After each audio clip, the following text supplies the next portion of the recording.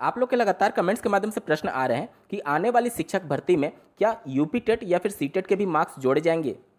अगली भर्ती की चयन प्रक्रिया क्या रहने वाली है, साथ ही साथ कब तक वैकेंसी आएगी और प्राथमिक स्तर की अलग और माध्यमिक स्तर की अलग कितनी कितनी वैकेंसी आने वाली है।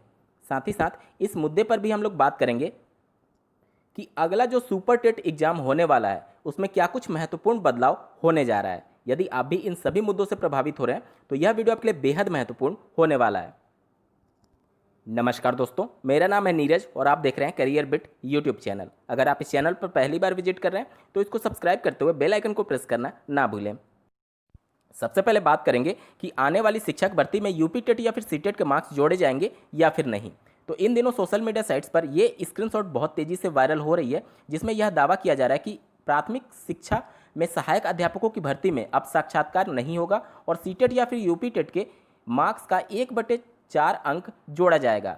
और इसी को लेकर के आप लोग के लगातार कमेंट्स के माध्यम से प्रश्न आ रहे थे, तो सबसे पहले जानते हैं कि इसमें कितनी सच्चाई है। तो ये जो स्क्रीनशॉट वायरल हो रही है ये पूरी तरीके से सत्य है और ये एक प्रपोजल का एकमात्र पार्ट है। जैसा कि आपको ज्ञात होगा कि उत्तर प्रदेश शासन के द्वारा लगातार ये प्रतिबद्धता जाहिर की जा रही थी 2019 से ही कि प्राथमिक, माध्यमिक या फिर उच्च शिक्षा में सहायक अध्यापक या फिर प्रधानाध्यापक के पदों के लिए जो चयन प्रक्रिया चलाई जाती है वह सिर्फ एक ही आयोग के द्वारा चलाई जाएगी। यानी कि अब अलग अलग आयोग नहीं होंगे, एक ही आयोग के द्वारा प्राथमिक, माध्यमिक और उच्च शिक्षा में शिक्षकों का सिलेक्शन प्रोसेस कंडक्ट कराया जाएगा। और उसी के संदर्भ में जून 2019 में एक उच्च स्तरीय कमेटी का गठन किया गया था और माननीय मुख्यमंत्री जी की अध्यक्षता में ये कुछ बातें कही गई थी कि एक ही आयोग के गठन का प्रारूप प्रस्तुत किया जाए। और उसी प्रारूप को प्रस्तुत करते हुए ये सभी बातें निकल करके सामने आई थी, जो कि आप स्क्रीन पर देख पा रहे हैं। और इसी एक प्रारूप का वह एक स्क्रीनशॉट जो इस समय वायरल हो रहा है वो आप देखे हैं। यहाँ पर मैं विशेष रूप से टिप्पणी कर दूं कि ये सिर्फ एक प्रपोजल था, इस पर अभी कमेटी का कोई भी मुहर नहीं लगा था, यानी संवैधानिक तौर पे ये अभी एग्जिस्ट नहीं करता है और यह एक प्रपोजल ही मात्र है अभी भी। उस मीटिंग में प्रपोजल के बाद से मैं आप लोग को बता दूं कि वो जो प्रपोजल था वह जून 2019 का था। उस मीटिंग के बाद से एक उच्च शिक्षा सेवा चयन आयोग नियमावली 2020 का प्रारूप प्रस्तुत किया गया, जो कि जनवरी 2020 में प्रस्तावित किया गया। इस आयोग में जितने भी सदस्य थे उनके सिग्नेचर आप स्क्रीन पर देख सकते हैं और ये जनवरी 2020 का ही मामला है, तो आप इस पर पूरी तरीके से विश्वास कर सकते हैं। देखिए, यह नियमावली यह बताने के लिए थी कि जो आयोग गठन होगा, जो उच्च शिक्षा सेवा आयोग का गठन होगा, उसमें अध्यक्ष कौन होगा, उनकी क्वालिफिकेशन क्या होगी, उस आयोग में कितने सदस्य होंगे, उनकी क्वालिफिकेशन क्या होगी, और जो शिक्षक भर्ती होगी उसके लिए न्यूनतम अर्हता क्या होगी और परीक्षा किस प्रकार से कंडक्ट होगी, परीक्षा का प्रारूप क्या होगा, ये सभी बातें इसमें लिखी गई थी। तो सबसे पहले जान लेते हैं परीक्षा के संदर्भ में क्या कुछ बातें लिखी गई हैं, क्योंकि आने वाली सुपर टेट की परीक्षा इसी के आधार पर हो सकती है। तो इस नियमावली के अनुसार आपके पास दोनों विकल्प रखे गए हैं, या तो ऑनलाइन या फिर ऑफलाइन, दोनों मोड में आपकी परीक्षाएं कराना संभव हो सकता है आने वाली शिक्षक भर्ती का। इस नियमावली के जब आप अध्याय नंबर 4 पर आएंगे तो यहाँ पर चयन की प्रक्रिया क्या होने वाली है इसके बारे में जानकारी दी गई है। यहाँ पर देख सकते हैं आप ख नंबर पॉइंट, अशासकीय सहायता प्राप्त जूनियर हाई स्कूल तथा संबद्ध प्राइमरी स्कूल में लिखित परीक्षा के आधार पर सहायक अध्यापक के पद पर चयन। और जो लिखित परीक्षा होगी जिसे आप सुपर टेट के नाम से जानते हैं, उसमें कुछ महत्वपूर्ण बदलाव किया गया है इस नियमावली के अनुसार। आप देख सकते हैं अशासकीय सहायता प्राप्त जूनियर हाई स्कूल व संबद्ध प्राइमरी में सहायक अध्यापक, प्रधानाध्यापक तथा परिषदीय जूनियर बेसिक स्कूल में सहायक अध्यापक के पद के संदर्भ में पहला पॉइंट देख सकते हैं 2 घंटे कालावधि की लिखित परीक्षा आयोजित करेगा। यानी कि अभी तक जो आपकी सुपर टेट की परीक्षा 2.5 घंटे की होती थी, जिसमें 150 प्रश्न आते थे, उसमें अब समय घटाकर 2 घंटे करने की बात कही जा रही है इस नियमावली के अनुसार। लेकिन प्रश्नों का संख्या कितना होगा इसके बारे में इसमें जानकारी अभी नहीं दी गई है। साथ ही इस नियमावली में सीटेट या फिर यूपी टेट के 1/4 अंक जोड़े जाने के बारे में कुछ भी जानकारी नहीं लिखी गई है और ना ही आपके एकेडमिक मार्क्स जोड़े जाएंगे या फिर नहीं, इसके बारे में भी कुछ भी जानकारी नहीं दी गई है। यानी कि इससे स्पष्ट ये होता है कि ये जो आपने देखा था कि 1/4 अंक जुड़ेगा वह जून 2019 का मामला था और ये जो आप स्क्रीन पर अभी करंट देख पा रहे हैं नियमावली, ये जनवरी 2020 का मामला है। यानी कि ये करंट है और इसी के आधार पर अब अगली शिक्षक भर्ती होगी। साथ ही जब नई शिक्षक भर्ती होनी रहेगी तो उस समय जो ऑफिशियल नोटिफिकेशन जारी किया जाएगा उसमें डिटेल में ये सभी बातें लिखी रहेंगी कि उसका चयन प्रक्रिया क्या होने वाला है, उसमें सीटेट के मार्क्स जोड़े जाएंगे या फिर नहीं, या फिर एकेडमिक मार्क्स जिस प्रकार से अभी 40% जोड़े जाते हैं उसी के आधार पर जोड़े जाएंगे। ये सभी बातें डिटेल में उस नोटिफिकेशन में ही पता लग पाएगा। अभी इसके बारे में कुछ भी कहना जल्दबाजी होगा। अब बात करते हैं आप लोग के सबसे ज़्यादा पूछे जाने वाले प्रश्नों के उत्तर के संदर्भ में कि अगली शिक्षक भर्ती कब तक आने वाली है। सबसे पहले बात करेंगे जूनियर एडेड हाई स्कूल में जो सहायक अध्यापकों की भर्ती होनी है, उसके संदर्भ में आप स्क्रीन पर आर्टिकल देख पा रहे होंगे। 5000 शिक्षकों के पद पर भर्ती जल्द। यहाँ पर जो सहायक अध्यापक का पोस्ट होगा वह 4006 पोस्ट होने वाला है और 721 लिपिक जिसे क्लर्क बोलते हैं उसके पद हो सकते हैं।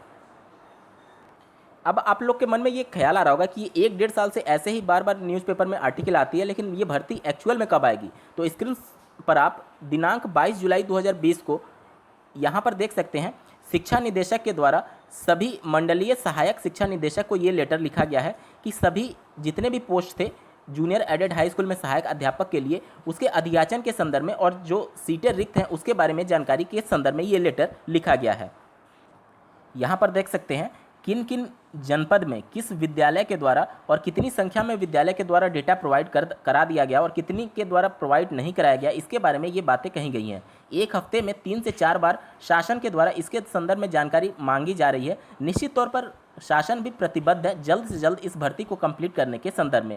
हालांकि कोरोना की वजह से ये भर्ती थोड़ा विलंब जरूर हो रही है, क्योंकि ये भर्ती मार्च से लेकर के जुलाई के बीच में ये भर्ती के लिए ऑफिशियल नोटिफिकेशन जारी होना प्रस्तावित था। पीएनपी ने इसके संदर्भ में सूचना भी जारी की थी, लेकिन उसके बाद से कोरोना की वजह से ये सभी मामले थोड़ा विलंब होते चले गए। लेकिन अब फिर से शासन प्रतिबद्ध दिख रही है। हो सकता है कि ये भर्ती इसी वर्ष जल्द से जल्द कंडक्ट कराई जा सकती है। अब बात करेंगे प्राथमिक में कब तक भर्ती आ सकती है। तो जैसा कि आपको ज्ञात होगा कि उत्तर प्रदेश में जारी 69,000 सहायक अध्यापकों की भर्ती का मामला माननीय सुप्रीम कोर्ट में उसका ऑर्डर रिजर्व हो चुका है और 3 दिन के अंदर सभी जितने भी पार्टीज थी उनको अपना रिटर्न सबमिट करना होगा। उसके बाद से माननीय सुप्रीम कोर्ट अपना फैसला दे देगी। निश्चित तौर पर अब इस भर्ती में कुछ तेज़ी जरूर देखने को मिलेगी, लेकिन अभी जो इसमें सीबीआई जांच के लिए याचिका दायर की गई थी उसकी अगली सुनवाई अगस्त में फिर से होना प्रस्तावित है। अगर उस सुनवाई में कुछ सीबीआई जांच के आदेश दिए जाते हैं माननीय कोर्ट के द्वारा तो हो सकता है फिर से इस भर्ती की प्रक्रिया शिथिल पड़ सकती है। तो अगली शिक्षक भर्ती का पूरा ये इस बात पर डिपेंड करेगा कि 69,000 सहायक अध्यापकों की भर्ती कब तक कंप्लीट होती है। उसके बाद से उत्तर प्रदेश शासन के द्वारा सभी जिलों से अधियाचन मांगे जाएंगे कि किस विद्यालय में कितनी सीटें रिक्त हैं और कहां पर कितने सहायक अध्यापकों की भर्ती की ज़रूरत है। अगर प्राथमिक शिक्षक भर्ती की बात की जाए तो वह इस वर्ष आना मुश्किल ही लग रहा है, क्योंकि जब तक ये 69,000 भर्ती कंप्लीट होगी उसके बाद से अधियाचन मांगे जाएंगे और उसके बाद से आप देखेंगे कि अक्टूबर नवंबर का समय आ चुका होगा। उस समय तक फिर से यूपी टेट 2020 की तैयारियां शुरू कर दी जाएंगी और फिर से मांग उठने लगेगी कि अगर प्राथमिक में शिक्षक भर्ती आनी है तो इस टेट के बाद आनी चाहिए। और अगर ये फिर से उत्तर प्रदेश शासन द्वारा टेट की परीक्षा पहले कंडक्ट कराई जाती है तो आप देखेंगे कि उसका रिजल्ट निकलते निकलते दिसंबर या फिर जनवरी 2021 का समय आ चुका होगा। उसके बाद से ही कोई नई शिक्षक भर्ती आ सकती है। एक और आप लोग के बहुत ही महत्वपूर्ण प्रश्न आ रहे थे कि क्या उत्तर प्रदेश में डीएलएड 2018 बैच आने वाली प्राथमिक शिक्षक भर्ती में सम्मिलित हो पाएगा या फिर नहीं। तो अभी जिस प्रकार से चीज़ें चल रही हैं उत्तर प्रदेश में, इसको देखते हुए बिल्कुल भी ये नहीं कहा जा सकता कि प्राथमिक लेवल की भर्ती इस वर्ष आ सकती है। और अगर अगले वर्ष भर्ती आती है तो 18 बैच उसमें ज़रूर सम्मिलित होगा, क्योंकि जिस प्रकार से थर्ड सेमेस्टर को प्रमोट करने की बातें चल रही हैं और अगर समय से यानी सितंबर अंतिम तक भी डीएलएड 2018 बैच के 4th सेमेस्टर की परीक्षाएं कंडक्ट करा ली जाती हैं पीएनपी के द्वारा, तो उनके रिजल्ट की घोषणा दिसंबर तक की जा सकती है और उसके पास पूरा मौका होगा आने वाली शिक्षक भर्ती में सम्मिलित होने के लिए। और सबसे बड़ा सवाल कि कितनी बड़ी शिक्षक भर्ती हो सकती है, तो मैं आप लोग को बता दूं कि जैसा कि उत्तर प्रदेश शासन ने माननीय सुप्रीम कोर्ट में अपना आंसर काउंटर फाइल करते हुए यह बताया था कि उनके पास 51,000 के आसपास सीटें अभी रिक्त हैं प्राथमिक शिक्षक भर्ती के लिए, तो हो सकता है कि आने वाली शिक्षक भर्ती 50,000 के आसपास हो सकती है प्राथमिक स्तर के सहायक अध्यापकों के लिए। मैं उम्मीद करता हूं आप सभी के डाउट क्लियर हो गए होंगे। ऐसे ही महत्वपूर्ण अपडेट्स के लिए बने रहें करियर बिट के चैनल के साथ। धन्यवाद।